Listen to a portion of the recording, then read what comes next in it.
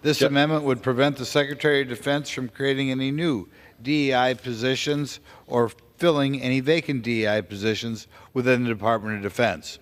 Over the last few years, the DEI bureaucracy across the Department of Defense has infiltrated every unit, command, and school. Elevating immutable characteristics like race and color over all other factors is blatantly discriminatory. It harms public confidence in our military and makes us a less lethal fighting force. For our national security, we must uphold the ideals of our country and put merit, hard work, dedication, and service above all. The only way this makes any sense is if you buy into this argument, we're past all of that, okay? Racism doesn't happen anymore, okay? It's just not out there. It's not something we need to worry about. And I may need an additional 30 seconds, but I want to read you something from David French, who is a conservative columnist who adopted a 2-year-old Ethiopian. I need 30 more seconds. I yield 30 seconds. Gentleman is recognized for another 30 seconds. And conservative, but he happened to adopt a 2-year-old Ethiopian, and he's not a fan of Trump. So people started turning on him in his own church, in his own community. And he said the racism was grotesque. One church member asked my wife why we couldn't adopt from Norway rather than Ethiopia. Shout out to the former president for that one. A teacher at the school asked my son if we had purchased his sister for a loaf of bread. We later learned that there were coaches and teachers who used racial slurs to describe the few black students at the school. There were terrible incidents of pure racism, including a student telling my daughter that slavery was good. Gentleman's time has expired. Seconds. For what purpose does the gentleman from Virginia rise? 15 seconds. 15 seconds. Gentleman is Slavery was good for black people because it taught them how to live in America. Another told her that she couldn't come to our house to play because my dad said black people are dangerous. Let's deal with this rationally and intelligently, not just throw everything out. Please preserve diversity and inclusion in our military and oppose this amendment. Thank you, Mr. Chairman. This is an incredibly important issue in the bill this year. We have several amendments that go after diversity, equity, and inclusion in the military, and it could not be more misguided. We need a diverse military. We need to recruit from all across the country, regardless of race, creed, color, religion, gender. We need to make sure that we're taking advantage of the talent of all in America. And sadly, we haven't really historically done that. We still have a major challenge. Just to give one example, when you look at the promotions within the military, the statistics have come out, and this is from 2023, not 20 years ago. Every single ethnicity, gender, is promoted at a lower rate than white men. Now, is it the case that white men are just naturally better at this than anybody else? Absolutely not. So why? Why do we have this disproportionate level of promotion? I don't know for sure, okay? But I think it is worth it to have somebody at the Pentagon trying to answer that question. Because if you are a black person, if you are a woman, if you are a Hispanic person, if you are a gay or trans person, and you're looking at this and saying, should I sign up for the military? One central question you're going to have is, am I going to get a fair shot?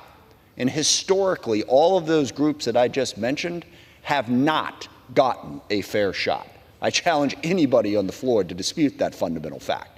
So let's have at least some people at the Pentagon who are trying to make sure that they do, and we are able to recruit a diverse population and bring them in. The military's sole purpose is to provide for the defense of our great nation.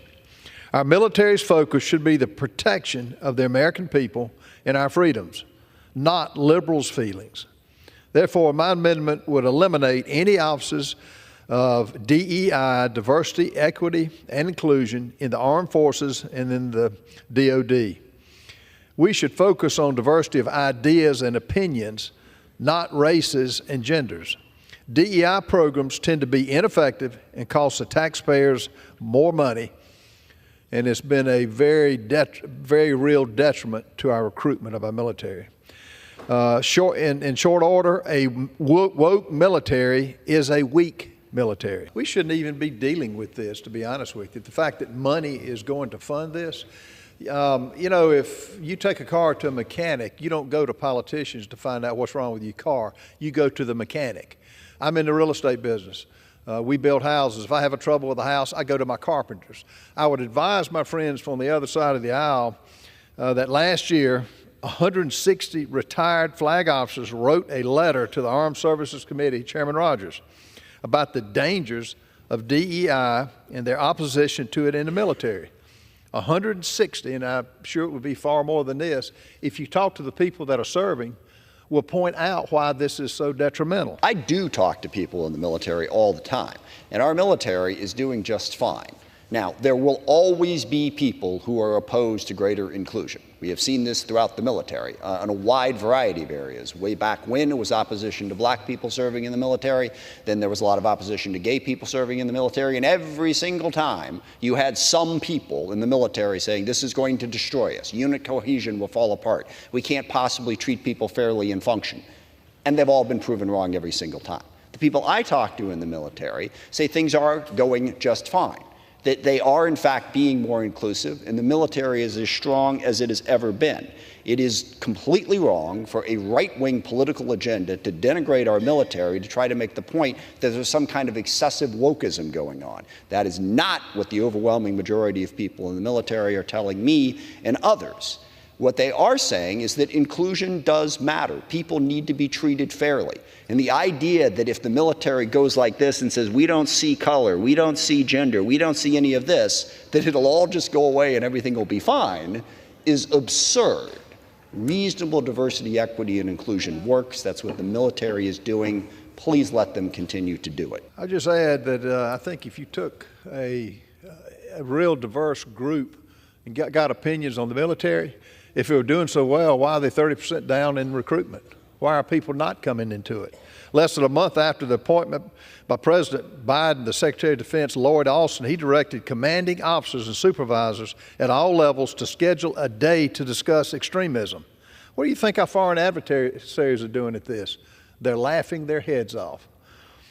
I would just say that we need to support this amendment, get it out of the military. Let's focus on building ships, focus on building airplanes, let's focus on building missions, not DEI and extremism that my friends on the other aisle want to try to continue to highlight. To respond to the issue of why recruitment is down, there's actually 3 reasons why recruitment is down. Number 1, the pandemic, when they were restricted in their ability to recruit for a year and a half. Number 2, because we have very low unemployment. Recruitment is always down when we have low unemployment.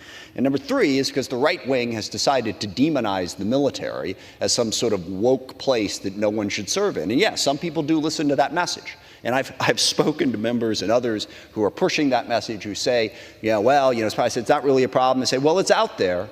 It's out there because you all are putting it out there and creating this level of division that doesn't need to be created. Recruitment can be just fine with diversity. In fact, it would be better. I would just add that I don't know how long my friends from the other side of the aisle are going to keep mentioning the pandemic, COVID. It's over with, and the shortage is still existing.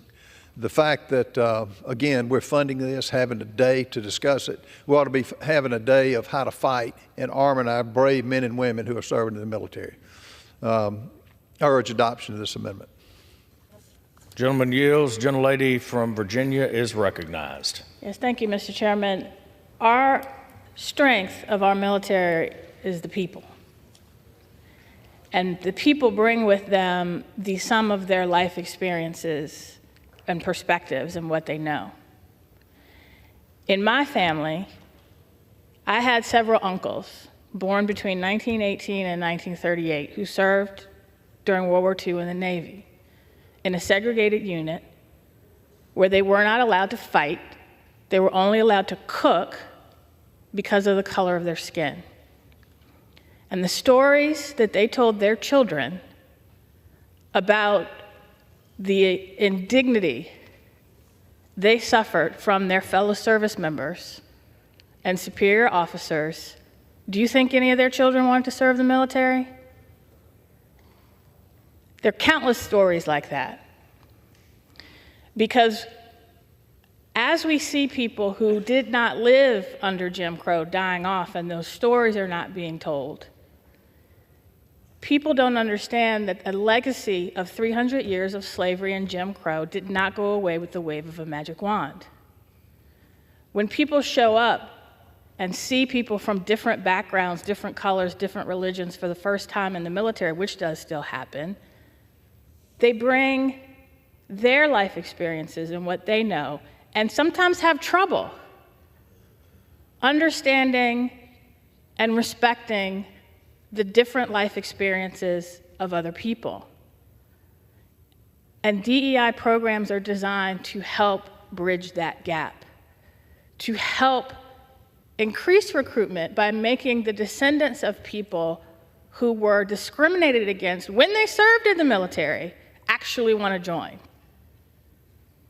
It makes sure that everyone who does join is treated with the dignity and respect they deserve as people who are putting their lives on the line for every American. This amendment should be defeated.